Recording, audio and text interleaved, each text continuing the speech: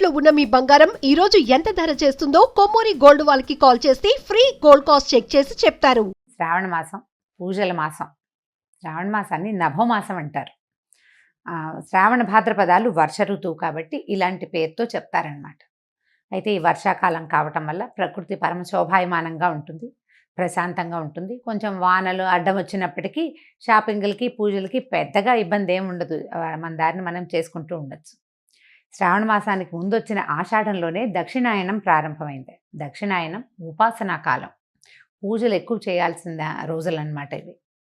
ఇదివరకటి కాలంలో ఏం చేసేవారో కానీ ఇప్పుడు మాత్రం మనం కొన్ని సంవత్సరాలుగా, అంటే కనీసం ఒక 100 సంవత్సరాల నుంచి అనుకోండి, మనకు తెలిసినంత మటుకు మన అమ్మమ్మలు నాయనమ్మలు కూడా ఈ వరలక్ష్మి వ్రతము మంగళగౌరి వ్రతము చేసుకుంటూనే ఉన్నారు, మనకు తెలుసు కదా. అయితే ఈ పూజలు చేయగలిగేటువంటి ఈ రోజుల్లో పూజ ఎవరికి చేయాలి, అసలు పూజ ఎందుకు అనే దాని మీద కొంచెం ఆలోచిద్దాం. శ్రావణ మాసం లక్ష్మీ మాసం అని చెప్పుకుంటాం కదా. శ్రావణము అంటే శ్రవణ సంబంధమైనది. ఈ శ్రవణము అనేది వెంకటేశ్వర స్వామి జన్మ నక్షత్రం. కలియుగంలో కలవు వెంకటనాయక అంటారు. కలియుగానికి వెంకటనాయకుడే ప్రధాన దైవం. ఆయన నామ సంకీర్తన వల్లే చాలా పాపాలు తొలగుతాయి, కర్మ సంచయం జరుగుతుందని, కర్మశేషం మిగలకుండా పోతుందని, మనం ఏ కర్మలైతే ఇంతకు ముందు చేసుకున్నామో, ముందు జన్మల్లో చేశామో వాటి నుంచి కొంత విముక్తి లభిస్తుందని ఆ కొండ ఎక్కటము, స్వామిని తలచటం వల్ల అని బాగా నమ్ముతాం మనం.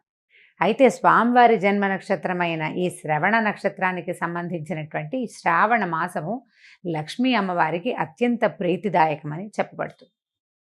లక్ష్మితో పాటుగా మంగళవారాలు మంగళ గౌరీ వ్రతాన్ని కూడా ఈ కాలంలో చేసుకుంటాం. అయితే లక్ష్మీదేవి అనగానే ఏమిటి లక్ష్మీదేవి స్వరూపం? లక్ష్మీదేవి భర్తని అనుసరించి ఉంటుంది.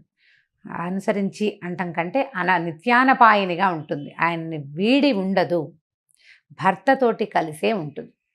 ఇప్పుడు అత్యంత శక్తివంతుడు, ప్రపంచ నిర్మాణ సారథి, ప్రపంచాన్ని నడిపేటువంటి వాడు అయినటువంటి భగవంతుడైన శ్రీమన్నారాయణుడి సతీమతి అయినటువంటి లక్ష్మీదేవి ఆయనని వదిలిపెట్టి ఉండదు. ఆయన యొక్క శక్తి లక్ష్మీదేవే అని చెప్పాలి మనం. భగవంతుణ్ణి నడిపించేదే లక్ష్మి. భగవంతుడు మనని నడిపిస్తాడు. మనని నడిపించే భగవంతుని యొక్క నడక శక్తి అయినటువంటి లక్ష్మీదేవిని నిత్యము అర్చించడము చాలా శుభస్కరము, అత్యద్భుతమైన విషయం. అయితే ఇప్పుడు లక్ష్మీదేవి అనగానే మనకు ఒక రూపం, ఒక ధ్యానం వస్తుంటుంది. చక్కగా పద్మాసనం వేసుకుని ఎర్రటి తామర పువ్వులో కూర్చుని ఉంటుంది. చేతుల్లో ఇంచి ఇలా ధనరాశులు చేతిలో ఇంచి రాలుతున్నట్టు, పక్కన 2 ధనపు కుండలు పెట్టి వెనకాల 2 ఏనుగులు ఆమెను అర్చిస్తున్నట్టుగా అట్లా మనకి గుర్తొస్తుంది. లక్ష్మీదేవి అనగానే ధనం చేత్తో వేసేది, ఒక చెయ్యిలాగా ఉంటుంది. చేతిలో నుంచి పడిపోతుంటే ఇందులో నుంచి ప్రసాదంలాగా మనకి డబ్బు వచ్చేస్తున్న భావన వస్తుంది. డబ్బు, ధనము అది ఇచ్చే దేవత లక్ష్మీదేవి. కానీ లక్ష్మి అంటే ధనం కాదండి.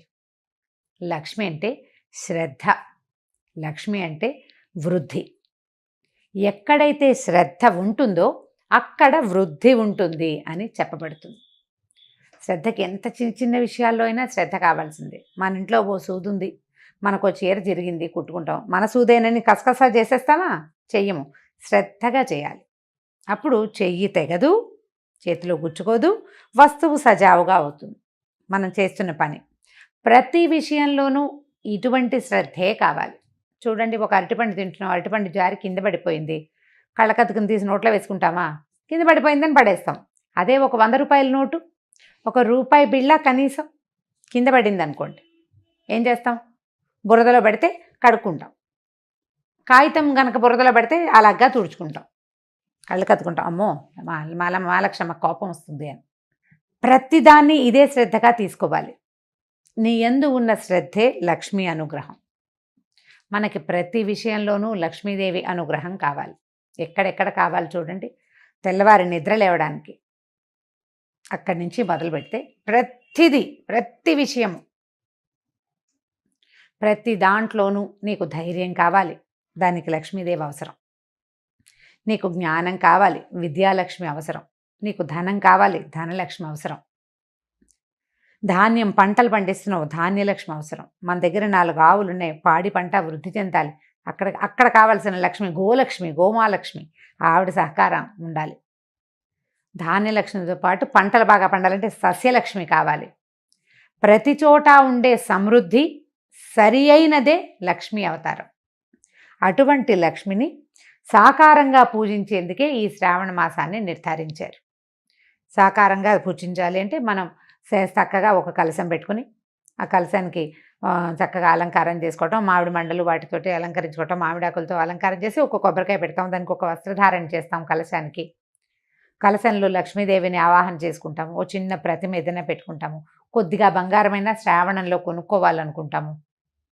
ఈ బంగారం వృద్ధవుతుందన్న నమ్మకంతో, శ్రద్ధతోటి కొన్న వస్తువు వృద్ధవుతుంది, అదే పాయింట్. ఇట్లా మనం ప్రతి సంవత్సరము చేస్తే బోల్డ్ సంవత్సరాలు గడిచే కొందికి బోల్డ్ బంగారం తయారవుతుంది. అయితే ఏటా వచ్చే పూజకి పెద్దగా చెప్పుకునేందుకు ఏమీ ఉండదు.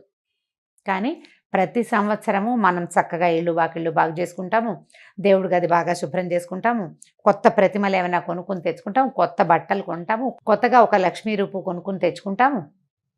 పుట్టింటి వాళ్ళు ఇస్తారు, అత్తవారింటి వాళ్ళు ఇస్తారు. ఎవరికైనా ఏదైనా ఇవ్వదలుచుకుంటే శ్రావణ మాసంలో ఇస్తే ఫలితం బాగుంటుంది. బోలెడన్ని తెలుస్తూ ఉంటాయి.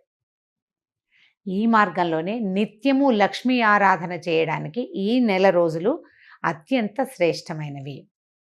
విశేషమైన ఆరాధన చేయగలిగే వాళ్ళు చక్కగా వస్త్రాలంకరణ చేసి రూపులు కొనుక్కుని చేయగలిగిన వాళ్ళు చేసుకోవచ్చు. ఒకవేళ చేయలేని వాళ్ళు ఏం చేయాలి? లక్ష్మీ ఆరాధనకి మన ఇంట్లో ఉన్న పాత పటం కూడా పనికొస్తుంది. చక్కగా పటం తుడుచుకోవటం, అమ్మవారికి కొంచెం పసుపు గంధం పెట్టి బొట్టు పెట్టడం, తర్వాత ఒక దీపారాధన చేసుకోవటం, 4 పువ్వులతోటి అర్చన చేసుకోవటం, లక్ష్మీ అష్టోత్తరం లాంటివి చదువుకోవటం.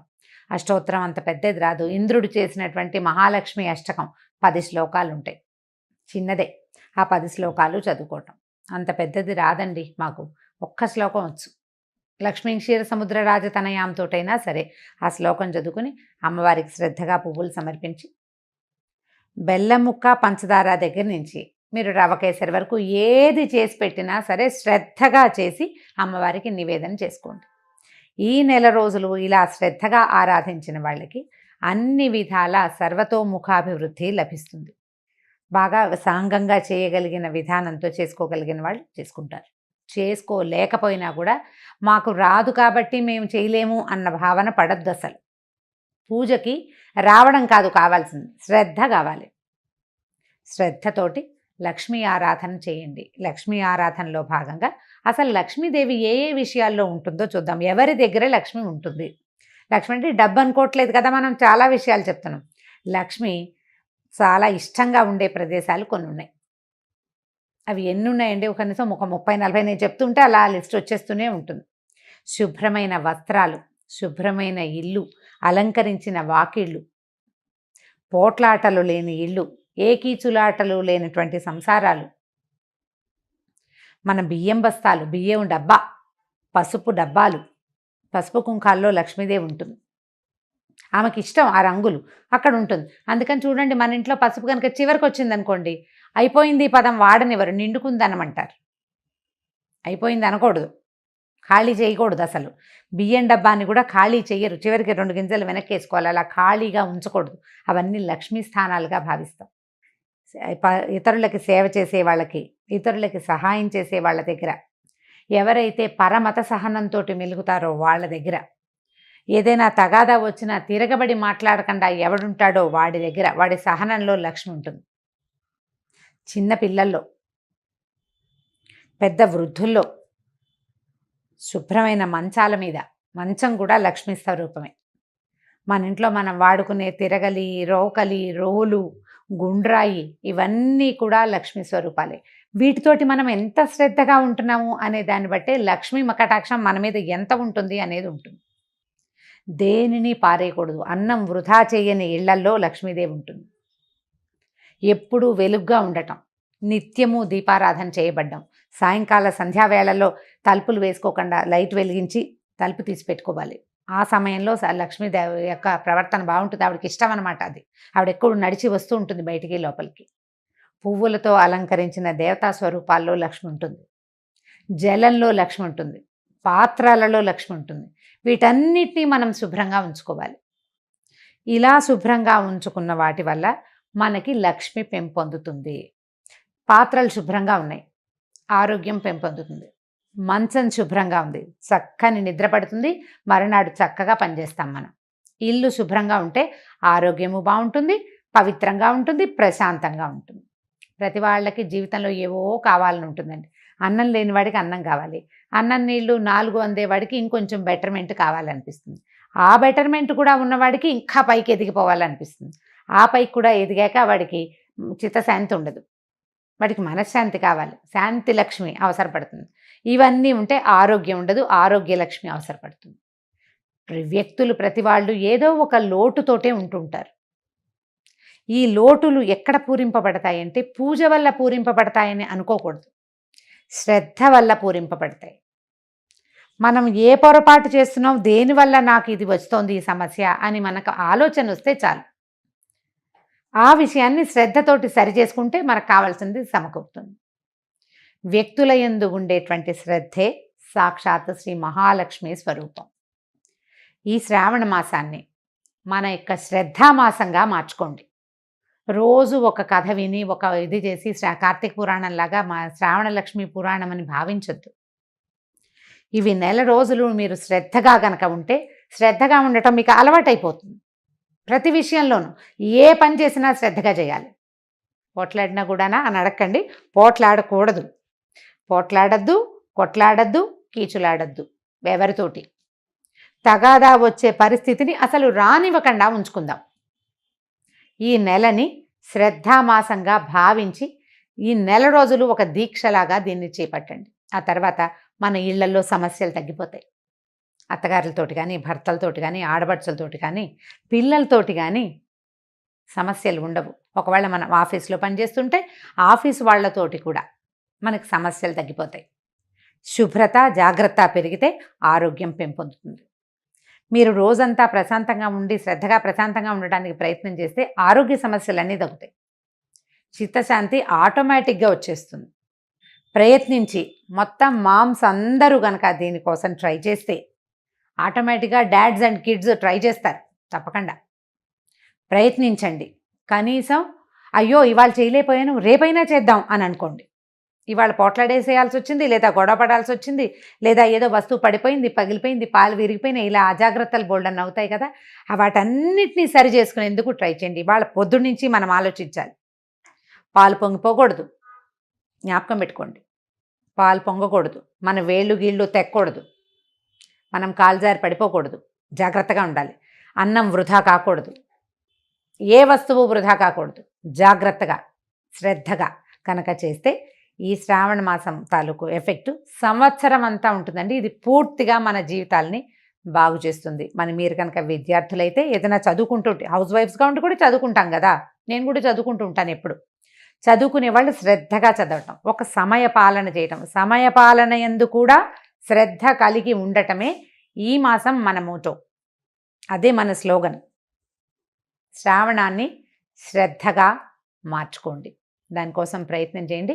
ఈ మాసంలో చేయవలసిన చిన్న పూజలు అవి వ్రతాలు ఉన్నాయి కదా, ఎవరి వ్రతాలు పూజలు చేసుకుంటారు. శ్రావణ మంగళవారము శుక్రవారము కూడా మిమ్మల్ని మళ్ళీ కలుసుకోవడానికి ప్రయత్నం చేద్దాం. అయితే ఈ శ్రావణ మాసం సోమవారంతో మొదలవుతుంది.